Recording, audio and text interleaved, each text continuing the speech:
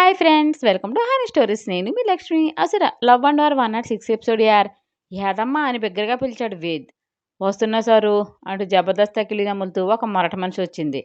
దీన్నే నువ్వు చూసుకోవాల్సింది. ఏం చేస్తావో నాకు తెలీదు. దీనికి పట్టిన మదం అంతా కరిగిపోవాలి. ఉదయం సాయంత్రం 2 పూట్ల తూమై. ఈ 6 months నీకు 10 లక్షలు ఇస్తాను. అలా ఉండాలి నీ ట్రీట్మెంట్ కూడా అన్నాడు వేద్. గబాలను వచ్చి అతడి కాళ్ళ మీద పడింది మేఘ. పురుగుని విదిలించినట్లు విదిలించి డోంట్ టచ్ మీ, నన్ను టచ్ చేస్తే డేర్ చేయకు, చంపేస్తా అని కోపంగా అన్నాడు. నన్ను క్షమించు, నా హెల్త్ ఏమీ బాగోలేదు, నన్ను వదిలేయి, మీ ఎవ్వరికి కనిపించిన దూరం వెళ్ళిపోతా ప్లీజ్ దేవ్ అంటూ పాడిన పాటే కొత్తగా పాడుతుంది. మేఘ వైపు అసహ్యంగా చూస్తూ, ఎదమా చెప్పింది గుర్తుంది కదా, చూసుకో, తేడా వస్తే నీ ప్రాణం తీసేస్తాను అని సీరియస్గా వార్నింగ్ ఇచ్చి వెళ్ళాడు. వెనుక నుంచి వేద్ ప్లీజ్ వేద్ అంటూ అరుస్తున్న ఆ మెరుపులు ఆ గొడవను దాటిపోలేదు. ఉదయం రెడీ అవుతూ, సిసి ఇక్కడికి రాలేదంటే కొత్త పన్నాగం ఏమైనా పన్నుతుందంటావా శివ అని మీసాలు పెట్టుకుంటూ అడిగింది చైత్ర. అది రాకపోతే నువ్వు బెంగ పెట్టుకునేలా ఉన్నావేంటే అని ఎగాదిగా చూశాడు దేవ్. ఏంటి వెక్కిరెంత అని సీరియస్ లుక్ ఇచ్చింది. మరి పక్కన నమ్మకుని తలుచుకోవు, దాన్ని తెక్కలవం చేస్తున్నావు. హోయ్ హోయ్, మా ఆయనకు జలసి వస్తుంది అని నవ్వింది. మూడ్ కూడా వస్తుంది నువ్వు వెళ్ళి ఎక్స్పోజింగ్ చేస్తే. నా మొగుడు ముందు నేను ఎలా అయినా ఉంటా, కావాలంటే ఇది పీకేసి లుంగి కట్టి లుంగి డ్యాన్స్ కూడా ఆడతా, నీకేంటంట అని నడ్డి మీద చేతులు పెట్టి వెయ్యారలు పోయింది. నా కాకి ఎవరికి ఉంటుంది నెమలి అంటూ దగ్గరకు లాక్కుని, నైట్ ఫుల్ కొట్టి ఇద్దరం ఆడదామాట సరేనా అని హస్కీ వాయిస్ అన్నాడు. చెస్ట్ మీద చేతులు వేసి నిడుతూ, గోకావులే వీపు, నన్ను తాగుబోద్దని చేసేయాలనే కదా నీ కుట్రా. అవునే, బెస్ట్ తాగుబోతు చైత్రాన్ని నిన్ను గిన్నిస్ బుక్లోకి ఎక్కిద్దామని కుతంత్రం పన్నుతున్నా. ఎక్కవా అన్నాడు దేవ్. తాగుబోతుల్ని కూడా గిన్నీస్ బుక్లో ఎక్కుతారా శివ అని అమాయకంగా అడిగింది. ఓసిన బుజ్జి ర్యాబిడ్ మరీ ఎంత మబ్బువేంటి అని పెట్టిన మీసం పీకి పక్కన పడేసేయి మధువులకి పెదవుల్ని అందుకుని చిక్కుముడులు వేశాడు. సన్నగా మూనింగ్ సౌండ్ ఇస్తూ గాఢంగా పెనవేసింది చైతు. దాగిన అమృతాన్ని కొల్లగొడుతూ ఊపిరి భారంగా మారగా మెల్లగా వెదిలి లవ్ యూ అంటూ పెదవంచిని కిస్ చేశాడు. దేవుని హక్ చేసుకుని లవ్ యూ టు శివ అని ఎదమే తలవాల్చింది. ఉదయం మేఘకి కాల్ చేశాడు తన పార్ట్నర్. ఎంతకీ కాల్ రీచ్ కాలేదు. ఇది ఇంకా లేవలేదా, నెట్ ఆన్ చేయలేదు, యూజ్లెస్ ఫెలో అని ఇరిటేట్ అయ్యాడు.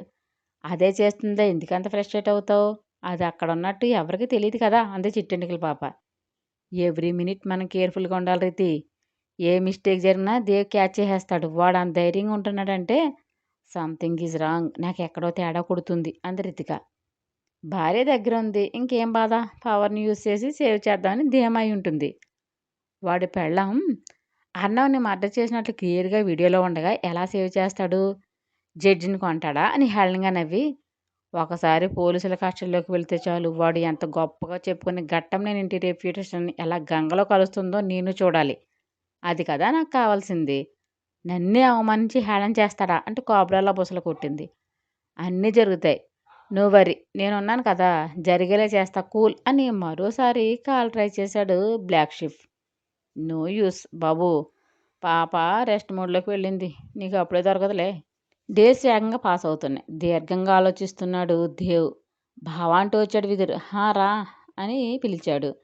మేఘ కోసం ఎంక్వైరీ చేయించాను, తను మలేషియా ఫ్లైట్కి వెళ్ళినట్లు రికార్డులో చెబుతున్నాయి.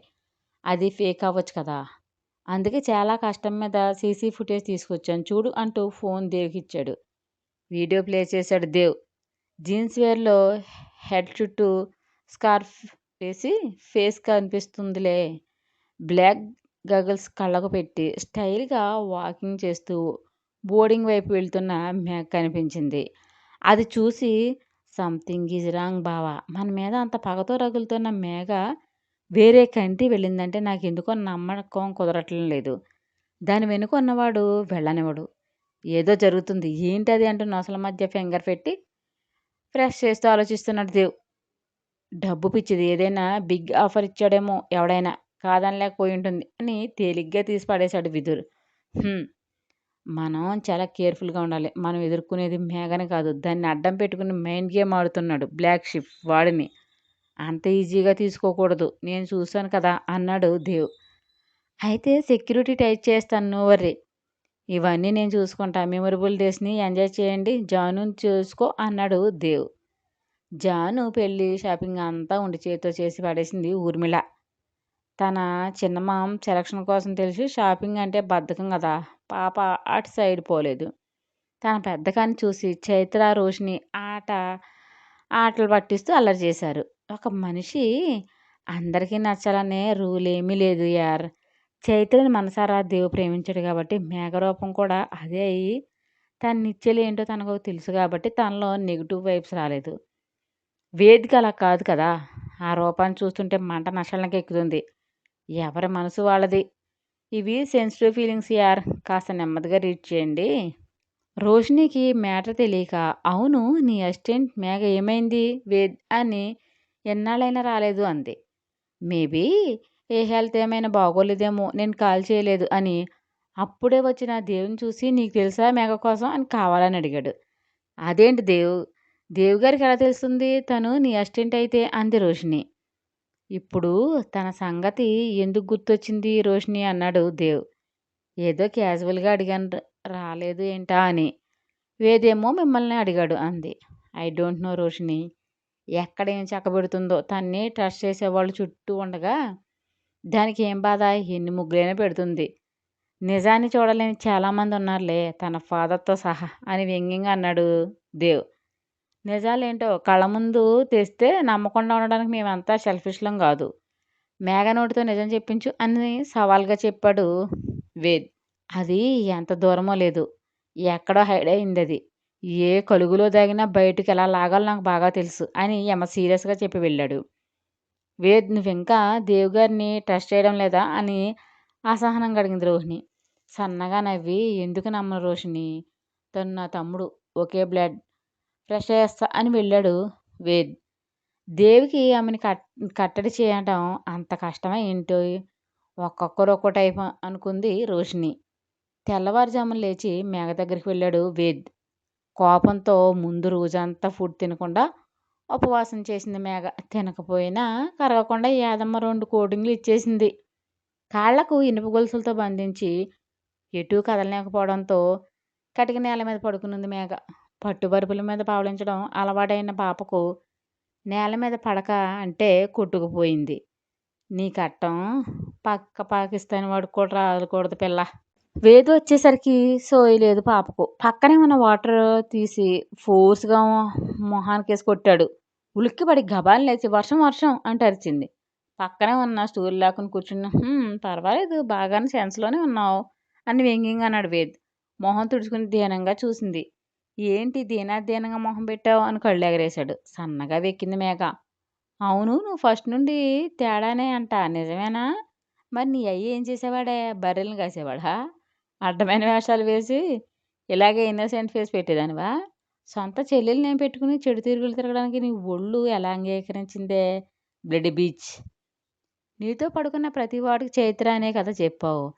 అంతగా మలినమైన నేను నా తమ్ముడి పక్కన జత అవ్వడమా? ఛ! దీనికన్నా దరిద్రం మరొకటి లేదు. ఏం చేయాలి నిన్ను? నా తమ్ముడు నీ కోసం ఎదుగుతున్నాడు. తన దగ్గర ఏదో బలమైన ఎవిడెన్స్ ఉంది నీకు వ్యతిరేకంగా. అందుకే నీ కోసం అలవేస్తున్నాడు అన్నాడు.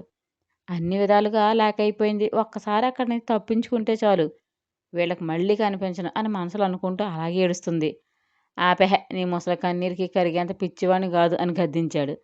నిన్న భోజనం చేయలేదు సారు అంది యాదమ్మ. చేయకపోయినా నువ్వేం జాలిపడి కోటింగ్ తగ్గించుకో. లోపలున్న ఎముకలన్నీ సున్నం అయిపోవాలి దీనివి అని పళ్ళు కొరికాడు. మీరే చూస్తారు కదా సారు అందామె. మా చెల్లెలది పెళ్ళి అది అయ్యేంతవరకు రావడం అవదు. నువ్వే జాగ్రత్తగా ఉండు ఓకే. దీని మాయ మాటలు లొంగామంటే నువ్వే బలవుతావు. బయటన మనుషులు ఉన్నారు అనుక్షణం వాచ్ చేస్తుంటారు జాగ్రత్త అన్నాడు వేద్. నేను మాట అంటే మాటే సారు అసలు కరగను అందామె. వేద్ ప్లీజ్ నన్ను వదిలే, నేను చేసిన దానికి పనిష్మెంట్ ఇచ్చావు కదా, నీ కాళ్ళు పట్టుకుంటా అని వేద్ని టచ్ అయిపోయింది. నీలాంటి దాని చేతులు మమ్మల్ని తాకినా మహాపాపమే, టచ్ చేసి డేట్ చేయకు అంటూ కళ్ళు ఎగరేశాడు. నీ పాపాల చిట్ట అంతా బయటికి లాగా నువ్వు జాయిన్ అయిన ఫస్ట్ కంపెనీ నుండి నీ రాక్షస క్రీడలు మొదలుపెట్టావు. ఆ బ్లడీ రోగ్ అర్ణవ్ చెలిమితో మీరిద్దరూ ఎన్ని దరిద్రాలు చేశారు. ఆ వెధవే కదా నిన్ను నా లైఫ్లోకి పంపి లవ్ డ్రామా చేయించింది. తలుచుకుంటుంటే అని కోపం పట్టలేక పక్కనే ఉన్న ఐరన్ వైర్ తీసి చర్మం ఊడిపోయేలా కొట్టాడు వేద్. కింద పడి దొర్లేస్తూ గగ్గోలు పెట్టింది మేఘ. వైర్ విసిరి నాకు వచ్చే కసికి నిన్ను చంపాలని ఉందే బట్ నీలాంటి క్రూరురాలు అంత త్వరగా చావకూడదు. రోజులు కౌంట్ చేసుకుని చెప్పు. ఎదమ్మ చూసుకో అని వెళ్ళాడు వేద్. దెబ్బలకు తాళలేక భరించలేని పెయిన్‌తో అలాగే కింద పడుకుని బోరు బోరున ఏడ్చింది మేఘ.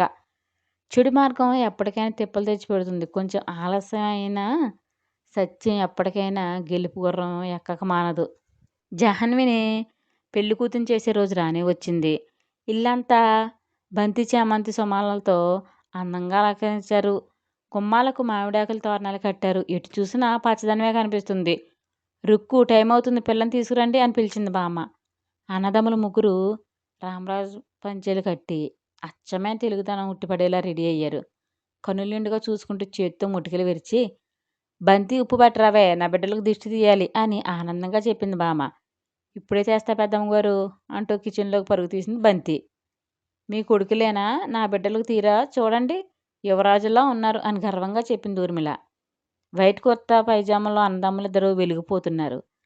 నా బిడ్డలకు నేను తీసుకుంటా, నీ బిడ్డలకు దిష్టి తగిలితే నువ్వు తీసుకో అని మువారింపుగా చెప్పి బంతి చేతులు ఉప్పు అందుకుని ముగ్గురికి దిష్టి తీసింది బామ్మ. రుక్మిణిని సైడ్ హక్ చేసుకుని లయ కోసం బాధపడుతున్నావా అమ్మ అని లాలనగా అడిగాడు దేవ్. తల అలా ఎద మీద వాల్చి అన్ని సంతోషాలను దూరం చేసుకుని చెప్పుడు మాటలకు చెవ్వొగ్గి దాని జీవితం అదే ప్రశ్నార్థకంగా చేసుకుంది. శివ, మనం ఏం చేస్తాం చెప్పు, నా బాధ దానికి తెలిస్తే అలా ప్రవర్తించేదే కాదు అందామె. మన ప్రేమ దానికి కనిపించలేదమ్మా, ఏం చేస్తాం, ఆలోచించకపోతే లేట్ అయింది అని తీసుకొచ్చాడు. వాళ్ళ మాటలు విన్న రోషిని అందరినీ ఆరా చూసుకుంటూ Dev is very good person అనుకుంది. ఏంటే మొహం అలా పెట్టావు, నీ ప్రేమని కాదు అనుకున్న దానికోసమా అని గద్దింపుగా అడిగింది బామ్మ. నాని అంటూ గంభీరంగా పిలిచాడు దేవ్. సరే సరే కానివ్వండి, పిల్లని తీసుకురావే అంది ఇంకా మాటలు పొడిగించకుండా బామ్మ. పద ఊర్మిళ అంటూ జాను రూమ్కి వెళ్ళారు ఇద్దరు. సోఫాలో కూర్చుని రూమ్ వైపు చూసి సారించి నైట్ జరిగింది గుర్తు చేసుకున్నారు సార్. దేవ్ బెడ్ మధ్యలో ముడుచుకుని కూర్చుని మోకాళ్ళ మీద తలపెట్టింది చైత్ర.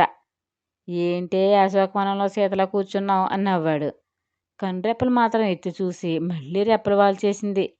పక్కన చేరి మాట్లాడవా అని నవ్వాడు. కొండపల్లి బొమ్మల తల అడ్డంగా తిప్పింది. క్యూట్నెస్తో కిల్చేకు విషయానికి రా అని గసిరాడు. మూతి మూలకి పోయింది. అలిగావా నా మీద అంటూ మొహం మీద అలా చేసే ముంగురుల్ని చెవి సర్దాడు. అవును అన్నట్టు మళ్ళీ హెడే ఆన్సర్ ఇచ్చింది. నీ ఆదివారం మగవాతలు దండమే తల్లి, సతాయించగా బుజ్జులు.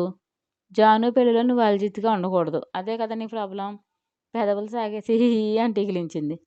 రాక్షసి, దానికోసమే ఈ వేషాలు. నేను ఆల్జిత్తులా ఉండను అంటూ కాళ్ళు చేతులు ఆడిస్తూ పేచి పెట్టింది. మరి పట్టు చీర సింగారించుకుని తిరుగుతావా శివా అంటూ తినిగింది. సరే సరే, ఆల్జిత్ గారిని పంజాబీ పార్సిల్ చేయాలి అంతే కదా, ఓకే నేను చూసుకుంటా. మరి నేను ఎలా బయటకు రావాలి, వేద్ గారికి చెప్పేద్దామా అని అమాయకంగా అడిగింది. ఛాన్స్ తీసుకోలేను నెమలి అని నొసల మధ్య వేలు పెట్టుకుని రబ్ చేసుకుంటున్నాడు. అంటే నేను ఇలా రూమ్లోనే మగ్గిపోవాలా అని గయ్యమని పడింది. అబ్బా, నేను థింక్ చేసేది వేద్ కోసం కాదే, బ్లాక్ షిప్ కోసం. ఫేక్ ఎవిడెన్స్తో వచ్చి పెళ్ళిలో రచ్చ చేస్తే లాక్ అవుతాం కదా, అది ఆలోచిస్తున్నా. అయితే చించు జై హింద్ అని పడగేసింది. డోర్ తట్టిన శబ్దం వచ్చింది. బెడ్ దిగి వెళ్ళి డోర్ ఓపెన్ చేశాడు దేవ్. రావచ్చు అన్నయ్య అంది జాను. ఇదేంటి కొత్తగా, రా అంటూ అడ్డం తప్పుకున్నాడు. అంటే వదిన నిన్ను కుమ్మే ప్రోగ్రాం పెట్టిందేమని కిసుక్కుని గోలీ చూడగొట్టినట్లు నవ్వించాను. ఓ, ఇద్దరు కలిపి ప్లాన్ చేశారా? అబ్బో, నిన్ను కుమ్మడానికి ప్లాన్ చేయాలా మరి అని కసుని లేచిన చైతు. అంటే కుమ్మేద్దామన్నా డిసైడ్ అయ్యావా అని నడుము మీద చేతులు అంచాడు. ఓ బేసిక్గా తగ్గేదే లేదు అని గేరగా చెప్పింది. రాక్షసి అని పళ్ళు కొరికి, ఏదో కంత్రి ప్లాన్ వేసే ఉంటారు కదా, చెప్పండి ఇద్దరు అన్నాడు దేవ్. వదినా చెప్పు అంది జాను. నో నువ్వే చెప్పు అని చేయదు. ఇద్దరిలో ఎవరో ఒకరు చెబుతారు, ఇద్దరిని కలిపి గెంటేనా అని యాటిట్యూడ్ లుక్ ఇచ్చాడు. ఏది గెంటు అని మోకాళ్ళ మీద కూర్చుని బలుపుగా అంది చైతు. ఇది బాగా లోకు కట్టేసింది, వీపి విమానమాత మోగిస్తే సక్కంగా అవుతుంది. చిన్ను నువ్వు చెప్పు ఏంటి మ్యాటర్ అన్నాడు. తన ప్లాన్ చెప్పి, వదిన నా పక్కన లేకపోతే నాకేం బాగోదు అన్నయ్య, నువ్వే మేనేజ్ చేయాలి అంది జాను. సరే సరే, ప్లాన్ బాగుంది, నేను చూసుకుంటా అన్నాడు. గుడ్ నైట్ అని వెళ్ళింది జాను. కళ్ళతోనే బోడి భరోసాలు మాత్రం ఇస్తారు ప్లాన్లు మేమే వేసుకోవాలి. ఈ యాక్షన్ మేమే చేసుకోవాలి. ఇలాంటి తిప్పలు ఎవరికి ఉండవే చైతు పాప. నీ ఒక్కదానికి దక్కింది అదృష్టం అంటూ సణుగేస్తూ ముసుగుతన్నింది. సన్నగా నవ్వుకున్నాడు దేవ్. చైతు పాప ఏ గెటప్లో వస్తుందో అనే కుతూహలం రేగి అటే చూస్తున్నాడు దేవ్. స్టోరీ మీకు నచ్చినట్లయితే ఒక లైక్ ఇచ్చి కామెంట్ చేయండి ప్లీజ్. షేర్ అండ్ సబ్స్క్రైబ్ చేయండి బడ్డీస్.